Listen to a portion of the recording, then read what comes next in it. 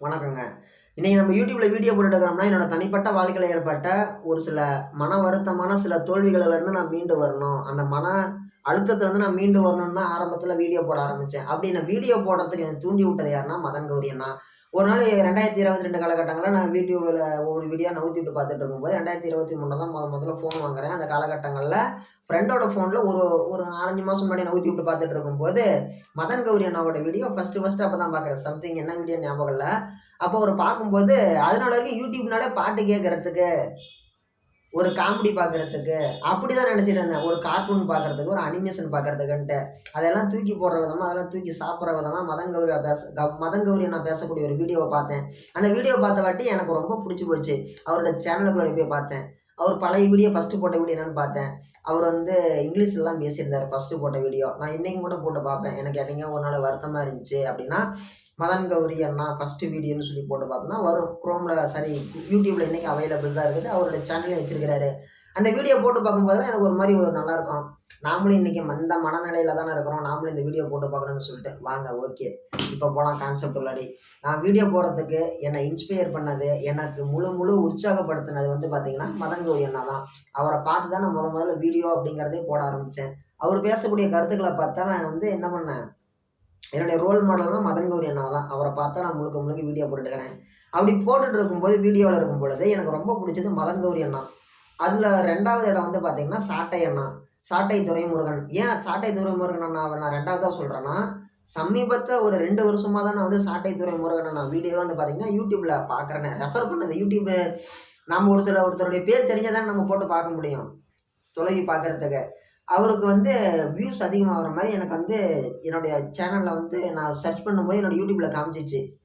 அவரு சாட்டை துரைமுருகன் அண்ணா வீடியோ போய் பார்த்தேன். அவ்வளோ அருமையா பேசியிருக்கிறாரு. அவர மாரி பேசுறதுக்கு இன்னொருத்தன் பொறந்து தான் வரணும். அப்படி அவரு அருமையா பேசியிருக்கிறாரு. உண்மையாலுமே வந்து பார்த்தீங்கன்னா, அது ரொம்ப ஒரு அருமையா இருந்துச்சு. அன்னையிலேருந்து இன்னைக்கு வரைக்குமே எனக்கு ரோல் மாடல்னா மதன் கௌரி அண்ணா தான். எனக்கு ரொம்ப புடிச்ச யூடியூபர்னா சாட்டை துரைமுருகன் அண்ணா தான். எதனால? அவருடைய நேர்த்தியான பேச்சு, அவரோட திறமையான பேச்சு, அவரு ஒரு விஷயத்த கையாள்ற விதம். இந்த மாரி நெறைய விஷயங்கள் வந்து பார்த்தீங்கன்னா, எனக்கு ரொம்ப பிடிக்கும். மதன் கௌரி அண்ணா கூட வந்து பார்த்தோம் அப்டின்னா, இன்னைக்கு வந்து தமிழ்நாட்டுடைய மிகப்பெரிய யூடியூபர் யாருன்னு சொல்லி கேட்டோம்னா, கார்ட்டூன் சேனல்ஸ் தான். அவங்களுக்கு வந்து பார்த்தீங்கன்னா, குழந்தைகள் இன்னைக்கு அதிகமா இருக்கிறாங்க. குழந்தைங்களுக்கு பிடிச்ச வீடியோஸ காமிச்சு தான் அப்பா, அம்மா சோறு ஊட்டுறாங்க. குழந்தைங்க அழுவுனுச்சுன்னா ஃபோன குடுக்குறாங்க. இந்த மாரி நெறைய விஷயங்கள் நம்மள சுத்தி நடந்துட்டு இருக்குது. ஆனாலுமே கூட ஒரு பிராண்ட் இமேஜ் அப்படிங்கிறது குழந்தைங்க சேனலுக்கு கிடையாது. குழந்தைங்க சேனலுக்கு பின்னாடி இருக்கக்கூடிய கிராஃபிக் ஒர்க் டிசைனர்ஸா இருந்தாலும் சரி, அந்த சேனல ரன் பண்ணக்கூடியவங்களா இருந்தாலும் சரி, அவங்க என்ன பண்றாங்க, ஒரு பொம்மை வீடியோ போட்டு, அந்த வீடியோல வரக்கூடிய ரெவென்யூ வச்சு அவங்க மிகப்பெரிய ஒரு இடத்துல இருக்கிறாங்க. கோடிக்கணக்கில வியூஸ் போகுது. லட்சக்கணக்கில சம்பாதிக்கிறாங்க. ஆனாலும் வெளியில ரோட்ல வந்து அவங்க நின்னாங்கன்னா, அவங்க யாருன்னு ஒருத்தருக்குமே தெரியாது. பக்கத்து தெருவுக்கு போய் நின்னா கூட அவங்க யாருன்னு யாருக்குமே தெரியாது. அவங்களுக்கான ஒரு ஃபேஸ் அந்த கார்ட்டூன் சேனல். அது மட்டும் தான் அவங்களோட அடையாளமே தவிர, நாளைக்கு ஏதோ ஒரு குழந்தைய பார்த்தா கூட இவங்க தான் அந்த வீடியோவ எடிட் பண்ணி போட்டாங்கன்னு தெரியாது. அந்த குழந்தைக்கு இவங்க முக்கியம் இல்ல. இவங்க எடிட் பண்ணி போட்ட அந்த வீடியோ தான் முக்கியம். ஆனா, அவங்களுக்கு அடுத்த இடத்துல இருக்கக்கூடியது என்ன சேனலு? Music channel.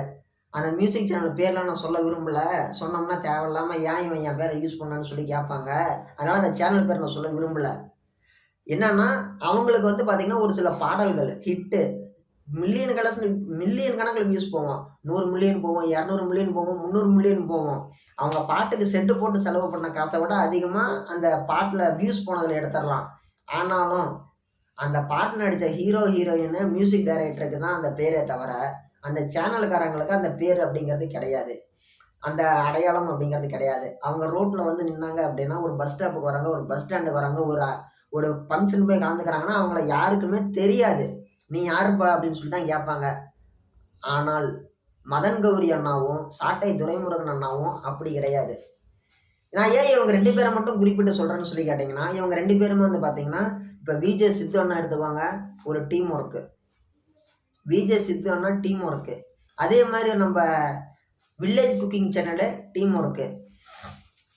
இவங்க 2 பேரும் டீம் ஒர்க்கு கிடையாது. டீம் ஒர்க் கிடையாதுன்னா, இவங்க 2 பேரும் டீமா வந்து வீடியோ இது பண்றது கிடையாது.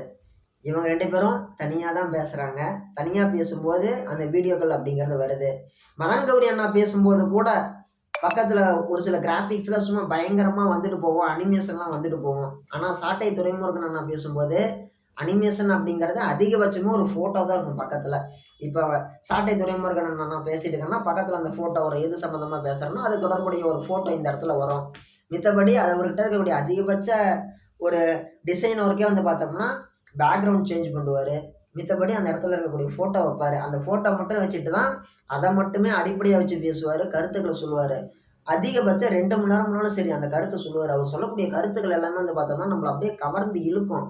அவர் சொல்லக்கூடிய கருத்துக்கள்லாம் அந்த சினிமாலாம் சொல்லுவாங்கல்ல, அந்த பாட்டு பண்ணால் நம்ம பாட்டு இப்படி இப்படி வச்சு இப்படி வச்சுட்டு கேட்டுகிட்டே இருக்கலாம் அப்படின்னு சொல்லிட்டு, அந்த மாதிரி நம்மளை அப்படியே கவர்ந்து இழுக்கும், நம்மளை அப்படியே இம்ப்ரெஸ் பண்ணும், நம்ம அப்படியே மெய் மறந்து போயிடுவோம் அந்த காணொலியில்.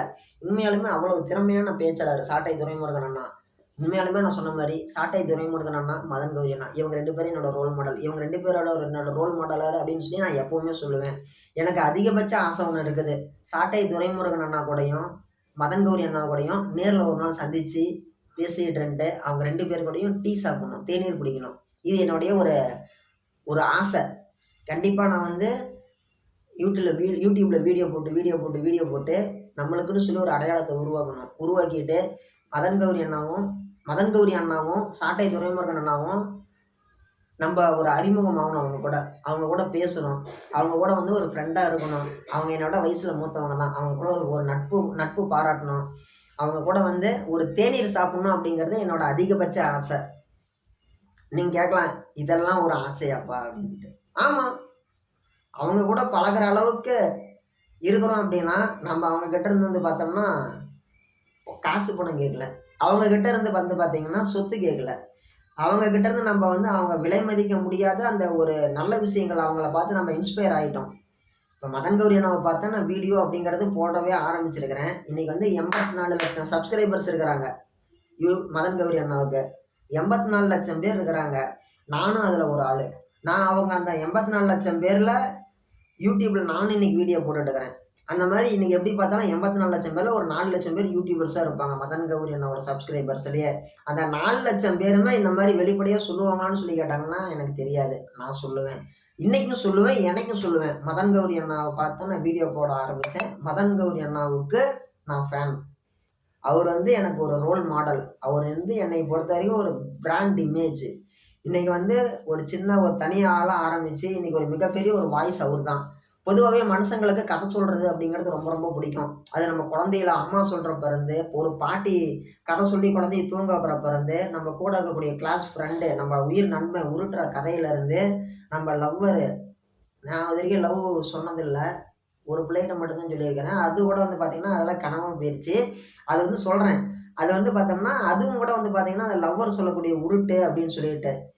லவ்வர் அப்படிங்கிற ஒரு கேரக்டர் என் வாழ்க்கையில் உருட்டுன்னு சொன்னதே கிடையாது. நான் சொல்லும்போதே அந்த பொண்ணை வேற ஒரு பையன் லவ் பண்ணுறேன்னு சொல்லி பிடிச்சா. அப்பயே கடந்த காலகட்டங்கள்லேயே, அதாவது 1980லலாம் 2018 அந்த சோழியெல்லாம் நடந்து முடிஞ்சிருச்சு. அதெல்லாம் கடந்த கால நினைவுகள். அந்த மாதிரி பல்வேறு டிப்ரெஷனில் மாட்டி ஒரு 2-3 வருஷம் அனாமத்தாக போயிடுச்சு. அதெல்லாம் நான் தாண்டி தான் மதன் கௌரி நான் வீடியோ பார்க்க ஆரம்பித்தேன். அதுக்கப்புறமேட்டு தான் நான் மீண்டு வர ஆரம்பித்தேன். அதாவது அந்த டிப்ரெஷன் சொல்லிட்டு இது எல்லாமே ஹார்மோன் செய்யக்கூடிய ஒரு சில விதமான கோளாறுகள் தான். இதுதான் அப்படின்னு சொல்லி நம்ம தெரிஞ்சுக்கிட்டோம் அப்படின்னா ஓகே, நம்ம அந்த டிப்ரெஷன்லேருந்து மீண்டு வந்துடலாம். இன்னொன்று என்ன தெரியுமா, அந்த டிப்ரெஷன்லேருந்து நம்ம மீண்டு வந்துட்டோம்னா அந்த ஃபஸ்ட்டு இருந்த அந்த ஃப்ரெஷ்ஷான அந்த ஒரு ஃபீலிங், அந்த ஒரு உணர்வு அப்படிங்கிறத நம்மளுக்கு மறுபடியும் அதை உணர முடியாது. அதை உண்மையாலுமே அப்படி ஃபீல் பண்ணோம். அந்த ஃபீலிங்லாம் வராது. இப்போ வடிவேல் தம்மா சொல்லுற மாதிரி பாலாக இருந்தால் பொங்கும், பச்சை தண்ணி எப்படி பொங்கும், அந்த மாதிரி first love is the best love.